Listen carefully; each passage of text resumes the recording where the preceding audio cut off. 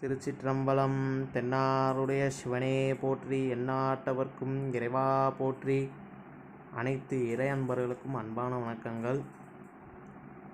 நாம் இந்த திருக்கோயிலில் வரலாறான போரூர் பட்டீஸ்வரர் திருக்கோயிலை தான் நாம் இந்த பதிவில் பார்க்க போகிறோம். கோயம்புத்தூர் மாவட்டம் உள்ள போரூரில் இந்த கோயில் அமைந்திருக்கிறது. இது ஒரு இந்து சமய கோயிலாகும். திருஞான சம்பந்தர், திருநாவுக்கரசு, சுந்தரர் ஆகியவை மூவரால் தேவாரம் பாடல் பெற்ற தலமாகும். இந்த கோயிலை கடிகால சோழர், சோழ மன்னர் காலத்தில் இந்த கோயில் கட்டப்பட்டு இருக்கிறது.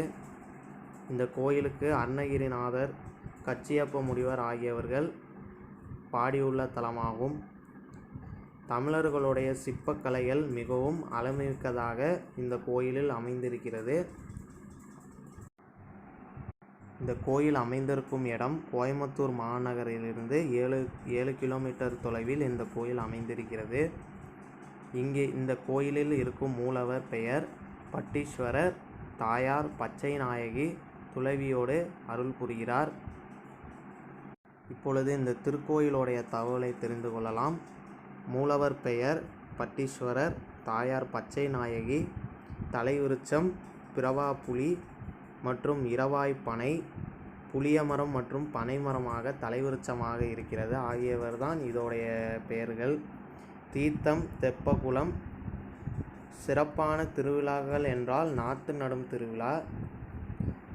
பாடல் வகைகள் திருப்புகழ், தேவாரம். பாடியவர்கள் சுந்தரர், சம்பந்தர், அப்பர், அருணகிரிநாதர், கச்சியப்ப முனிவர் ஆகியவர்கள் பாடிய தலமாகும். இந்த கோயிலுக்கு புராதன பெயர்கள் உண்டு.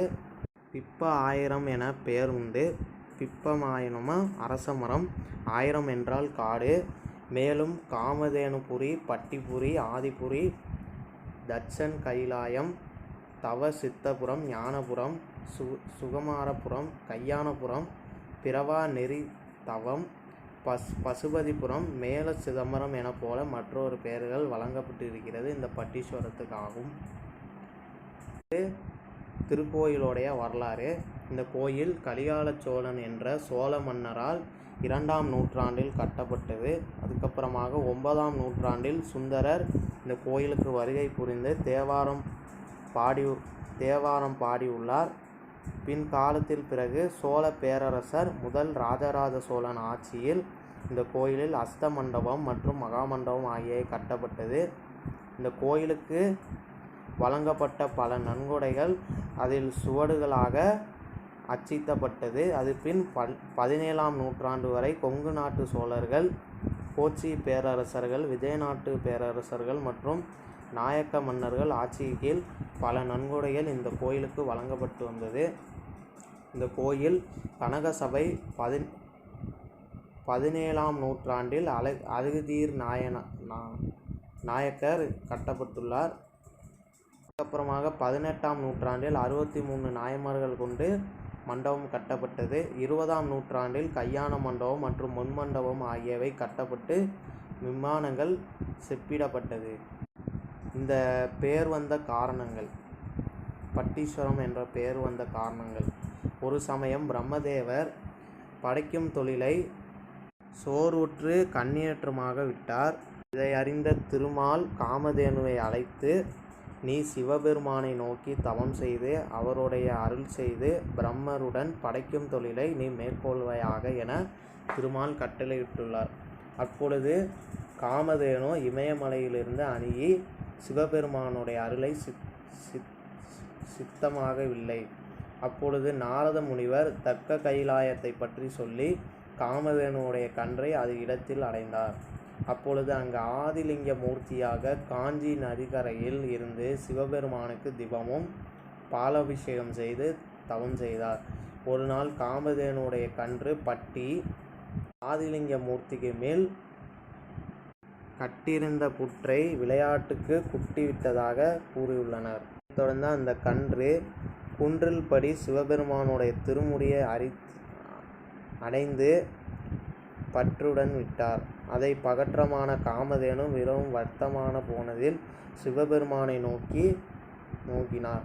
பார்வதி தேவியுடைய வளற்றதன் தழுவி என் மார்பில் ஏற்றது போல் உன் கன்று குன்றல் போல் உள்ளதாக தழுவியது போல் மகிழ்ச்சியுடன் ஏற்றார். ஆற்றலுடன் கூறிய இந்த முத்தியான தலத்தில் எனக்கு நீ வேண்டும் என சித்தரித்து இரகசியமாக அருள முடியுமா?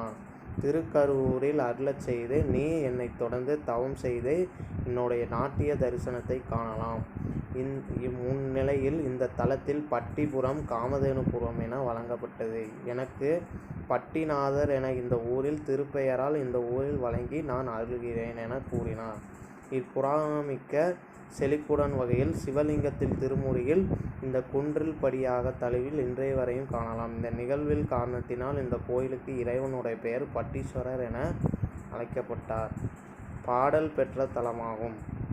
இந்த தலத்தில் தேவாரம் போல் சமய நூல்களில் போல் பல வரலாறு இலக்கியங்கள் குறிப்பிடப்படுகிறது. அருணகிரிநாதர் பாடிய திருப்புகழ் மூலம் இந்த தலத்தில் பற்றி 5ஆம் நூற்றாண்டில் முற்றிலுமாக தகவல் கிடைத்தது.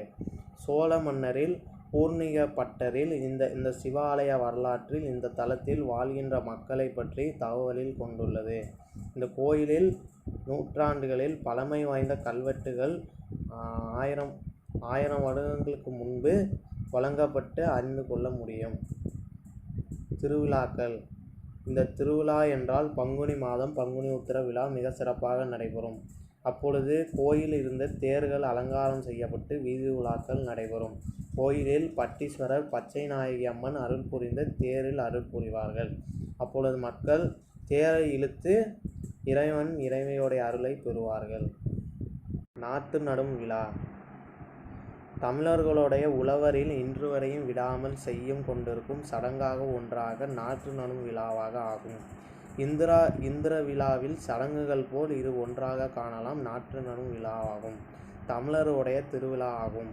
திருப்போரூர் பட்டீஸ்வரர் கோயிலில் ஆண்டுக்கு முறையில் நாற்று நடும் விழாவில் ஆடி மாத கிருத்திகையை தொடங்கி பூர நட்சத்திரத்தில் நாற்று நட்டுவிட்டு உத்திரத்தில் திருமஞ்சனம் ஆகியவை கோலாகலமாக நடைபெறும்.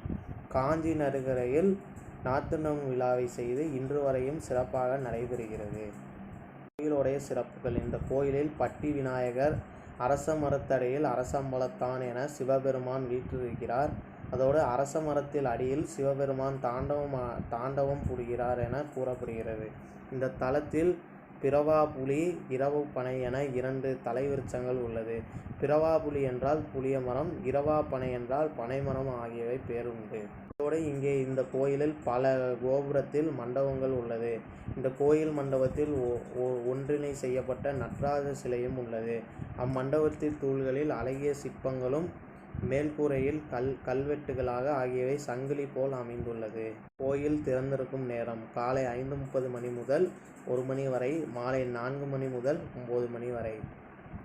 மிக்க சிறப்புகள் உடைய போரூர் பட்டீஸ்வரம் கோயிலுக்கு சென்று மிக மிக மகிழ்ச்சியோடு மிக வாழ்வில் சகல சௌகரியம் பெறுமாறு நான் பட்டீஸ்வரரையும் பச்சை நாயகி அம்மனையும் பிரார்த்தித்துக் கொள்கிறேன். நன்றி, வணக்கம். திருச்சிற்றம்பலம்.